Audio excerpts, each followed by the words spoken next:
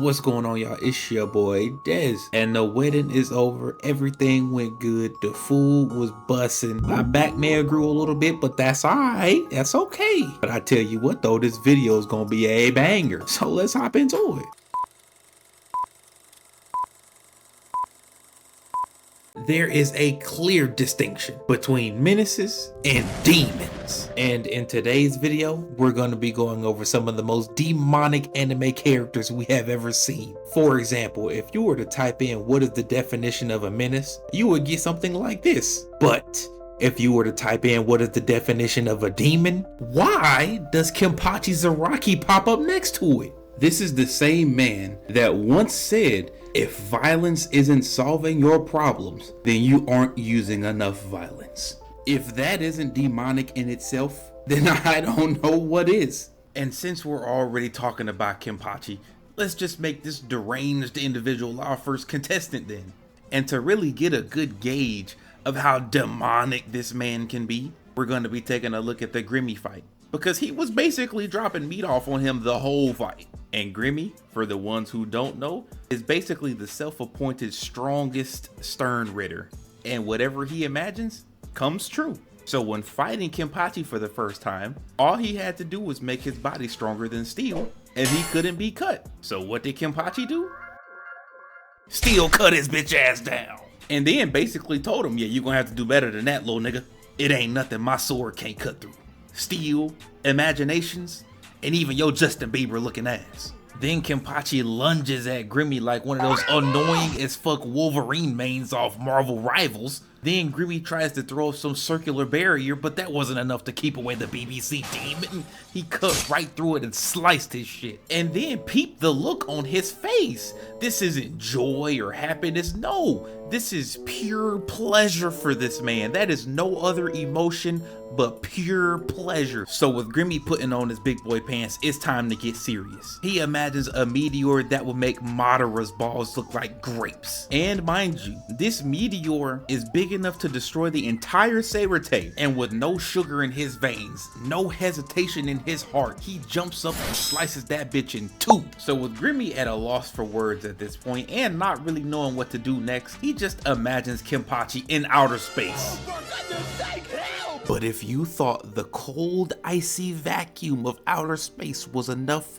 to dispatch this fucking demon, let me tell you right now, people, I am on my knees, mic damn near in my mouth. This man is an anomaly to the Soul Society. There isn't much that can kill him. So when I seen him slash through outer space and asked this nigga, you didn't forget to harden your body, did you? I damn near shit myself. And the only thing that Grimmy can think to do right now is make himself as strong as Kenpachi. But doing some stupid shit like that got him killed because his physical body couldn't handle all of the power. The next demonic contestant is none other than Yuiro Hanma. No bullshitting, let's hop right into it. Because Yuiro at one point in the anime had the entire world by the balls. And you know you're that nigga when Barack Obama alongside other government officials are gobbling your shablizzy, saying shit like one Yuiro Hanma is comparable to an entire nation. Now, am I gonna be the one to say that they doing too much? No, because this is the same man that somehow single-handedly soloed a quote-unquote prehistoric sized elephant with nothing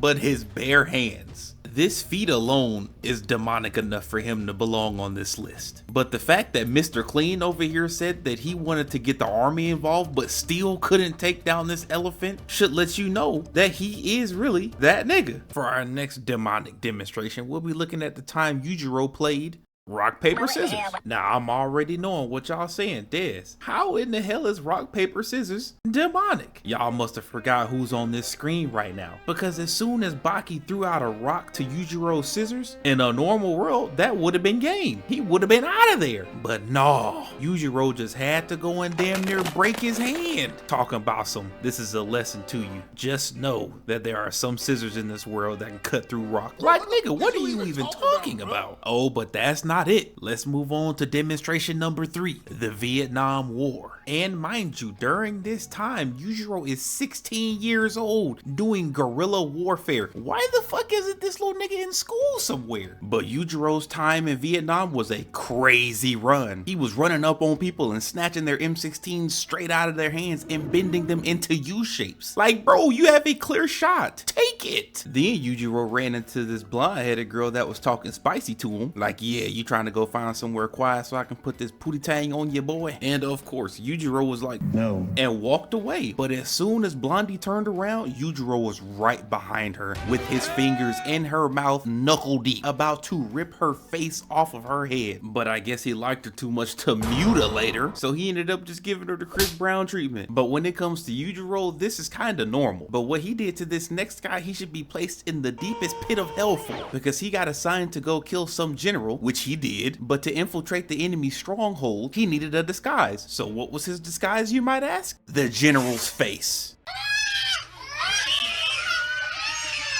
Then he beat the goofy out of everybody in that room, managed to escape, and linked up with fine shit from earlier, only for her to be an undercover agent and try to kill him. Like, are you serious, bro? She has seen what he can do to people in first person. So what does she think that little bitty ass knife could do? But of course, this is Yujiro we're talking about here. He did not let that slide. So he ended up shaboinking her shit, threw her limp body at the ops, and then ended up one-shotting them. And as he was escaping, Shorty up-poled on Yujiro, but all he had to do was flex that back muscle, and that's how Jack Hanma was born. And the next person on this roster is none other than Hero from Eno Yashiki. Now, for the ones that don't know about this anime, y'all are probably wondering to yourself, how is this guy that looks like this a demon? Well, I'm glad you asked, dear viewer. But to just fully understand how demonic this young man is, let's take it back all the way to the beginning. Before Hero became the bloodthirsty tyrant that he is, he was just an average teenager. A little weird, I guess, but average, until he was the product of a hit and run, but by aliens. Then the aliens rebuilt him as a cyborg that was more machine than man. And with these newfound abilities, Hero went on a rampage by firstly going to his homeboy's house and just start Swiss cheesing birds right out the air. And once he got tired of shooting birds, Hero moved on to bigger prey, and he walked his little happy ass right in front of a busy intersection and started orchestrating death. And with every wave of his hand, he was racking up tens of thousands of dollars in property damage and injuring several people, all because he said that this was a prank. And then his best friend asked him, hey, instead of doing these pranks, why not rescue people like a superhero? And Hero was basically like, nah, I'ma do my own thing. So with Hero establishing that he's not going to be doing any superhero shit, sometime later we see him doing 360s in the middle of the street, and come to find out he's choosing a house to break into. And once he chooses the perfect house, he just casually walks in and then just takes a stroll all the way down the hall to the kitchen, and then is going to have the nerve to say, I'm home, to the lady in there. I have only seen levels of insanity like this come from maybe like Dio or Kid Buu, but what's about to happen next in this house is a travesty. With absolutely no warning and no hesitation, blicks the mom down where she stands, walks over to her lifeless corpse, and keeps shooting. But this massacre isn't done yet. Hero heads upstairs to the bathroom where the father and son are, and with no remorse at all on his face, he guns down the father as well. And in his dying breath, he pled with Hero to spare his son. And all Hero had to say is, nope, I'm killing him too. This man just may be the most devious person in anime. If y'all know anybody else that can top Hero, please let me know, cause if not, we need to give him a crown. And with everybody in the house dead, the daughter finally decides to show up. And the first thing that she sees is her mother's lifeless corpse. And the moment she starts to panic, Hero is right there staring her down. And the fact that he starts to question her is more disturbing than what we just saw, because this nigga asked her what's her favorite manga. Bro could have literally asked her anything else, but what's your favorite manga is what he wanted to ask her, which I mean is a valid question, but in this scenario I don't think so. But for me personally, my favorite manga, Tokyo Ghoul. I don't give a damn what nobody say. But the daughter ended up saying one of her favorite manga are One Piece and Attack on Titan, which is pretty solid. And once she said what her favorite manga was, Hiro started geeking a little bit. But excitement aside, Hiro had to lock in and remember why he came there in the first place, and that was to feel alive. And once the questioning came to an end, the next scene showed her lifeless body land at the front door. And that's it for today's video. If y'all liked it, go ahead and leave a like and follow your boy so you can see more, and I'll see y'all in the next one. Peace. And also, now that I have this new setup, I'll try to post once every 2 weeks. No promises, but we'll see. Bye.